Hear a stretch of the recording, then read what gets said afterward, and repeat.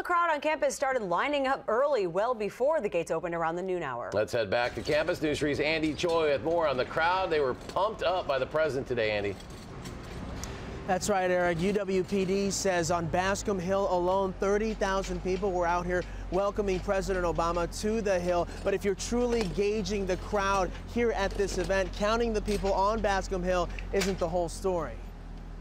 Wrapping around Bascom Hall through Ingram Hall, west along Observatory Drive, thousands stood in line hours before gates to see the president opened at noon.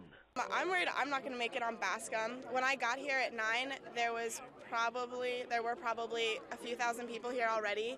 So I don't know how many people Bascom can hold or how that's going to work, but my biggest concern is being able to see and hear the president speak. So I'm happy. It made the day worth it, didn't it? All we missed at school today was social studies, and they said this would make up for it.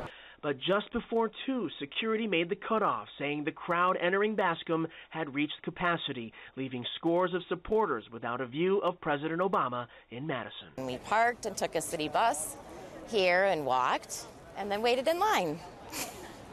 And now nothing. So she's not going to get to see the president, and it's like a once-in-a-lifetime thing. It's very disappointing. And we learned late this afternoon that 6,000 people were turned away at the gates of Bascom Hill. A lot of them were asked to go to the overflow area where they can listen to the president's speech, but they couldn't hear him. We talked to some of those people. They said they'd rather just go home and watch him on television. Now, Andy, we know a lot of classes and exams had to be canceled at the university because of this, but no other disruptions or trouble or security problems?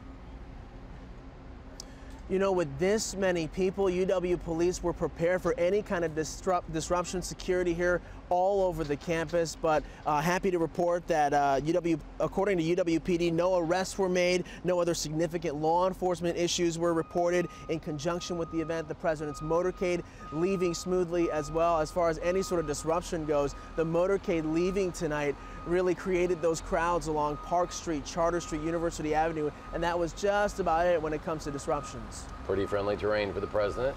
Andy Choi on Bascom Hill. Andy, thanks.